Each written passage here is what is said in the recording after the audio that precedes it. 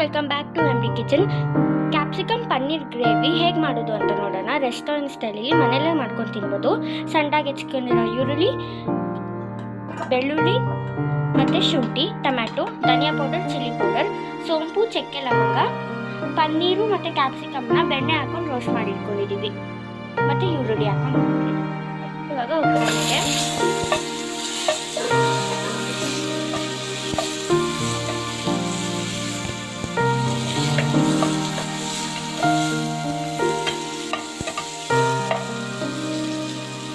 ಇವಾಗ ಸೋಂಪು, ಚಕ್ಕೆ, ಲವಂಗ ಎಲ್ಲ ಹಾಕ್ತಾ ಇದ್ದೀವಿ.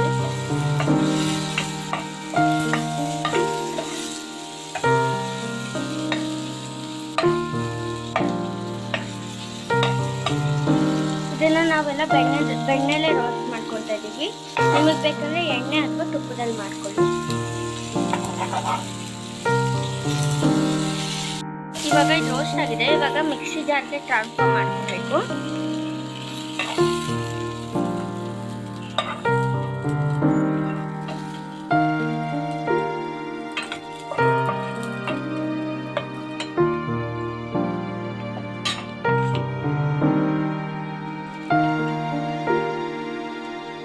ಇವಾಗ ಇದು ರುಬ್ಕೊಂಡು ಬರ್ತೀವಿ. ಒಗ್ಗರಣೆ ಮಾಡ್ಕೊಂಡಿರೋ ಪ್ಯಾನ್ಗೆ ಬೆಣ್ಣೆ ಹಾಕೊಳ್ತಾ ಇದ್ದೀವಿ. ನಾನು ಹೇಳ್ದಂಗೆ ಬೆಣ್ಣೆ ಜಾಸ್ತಿ ಹಾಕಿದ್ರೆ ತುಂಬ ಟೇಸ್ಟ್ ಚೆನ್ನಾಗಿರುತ್ತೆ.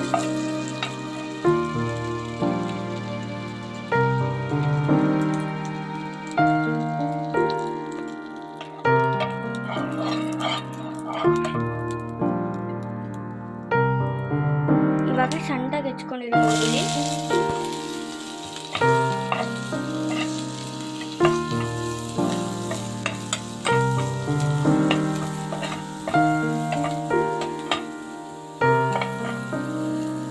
ಇದು 2 ಮಿನಿಟ್ಸ್ ರೋಸ್ಟ್ ಆಗಲಿ.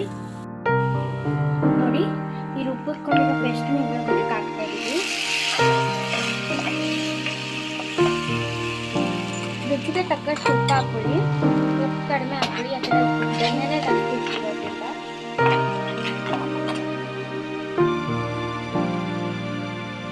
ಇವಾಗ ಧನಿಯಾ ಪುಡಿ, ಚಿಲ್ಲಿ ಪುಡಿ ಹಾಕ್ತಾ ಇದ್ದೀವಿ. ಧನಿಯಾ ಪೌಡರು, ಚಿಲ್ಲಿ ಪೌಡರು, ರುಚಿಗೆ ತಕ್ಕಷ್ಟು ಉಪ್ಪು.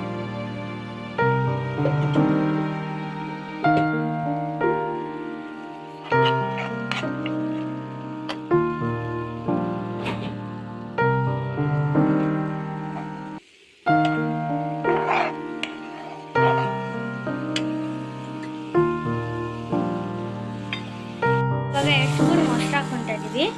ಇದು ನಾವು ಪೇಸ್ಟ್ ಮಾಡೋವಾಗ ಬೇಕಂದ್ರೂ ಹಾಕೊಬೋದು, ಅಥವಾ ಇವಾಗ ಬೇಕಾದ್ರೂ ಹಾಕೊಬೋದು.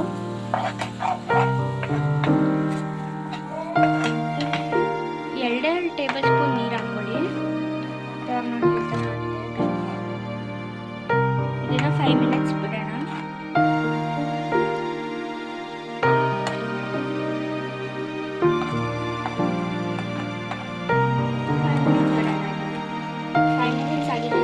ಇವಾಗ ರೋಸ್ಟ್ ಮಾಡ್ಕೊಂಡಿರೋ ಪನ್ನೀರು, ಕ್ಯಾಪ್ಸಿಕಮ್, ಆನಿಯನ್ ಹಾಕ್ಕೊತಾ ಇದ್ದೀವಿ.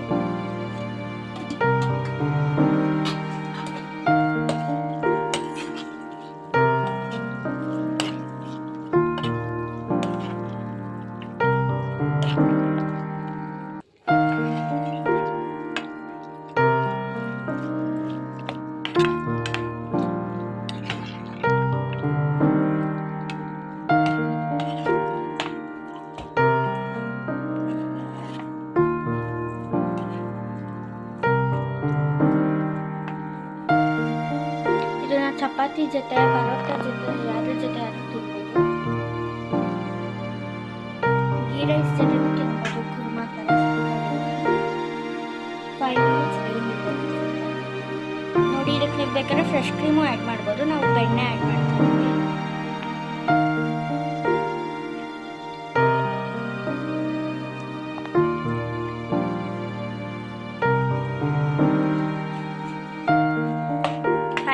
ಆಗಲಿ ಇದು. ನೋಡಿ, ಪನ್ನೀರ್ ಕ್ಯಾಪ್ಸಿಕಮ್ ಗ್ರೇವಿ ರೆಡಿ ಆಯಿತು. ಇದು ಚಪಾತಿ ಜೊತೆ ಆದರೂ ತಿನ್ಬೋದು, ಗೀ ರೈಸ್ ಜೊತೆ ಆದರೂ ತಿನ್ಬೋದು, ಪರೋಟ ಜೊತೆ ಆದರೂ ತಿನ್ಬೋದು. ನೋಡಿ ಎಷ್ಟು ಚೆನ್ನಾಗಾಗಿದೆ ಅಂತ. ತುಂಬಾ ಚೆನ್ನಾಗಿದೆ. ಯಾರ ಜೊತೆ ಆದರೂ ಬೇಕಾದ್ರೂ ತಿನ್ಬೋದು ನೀವು. ತುಂಬಾ ಸಖತ್ತಾಗಿರುತ್ತೆ.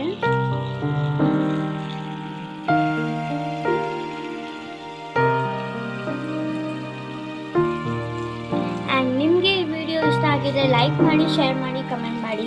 ಇನ್ನು ಹೊಸ ಹೊಸ ಅಡುಗೆ ಜೊತೆಗೆ ನಿಮ್ಮ ಮುಂದೆ ಸಿಗ್ತೀನಿ. ಅಲ್ಲಿವರೆಗೂ ಟೇಕ್ ಕೇರ್, ಬಾಯ್, ಶುಭರಾತ್ರಿ.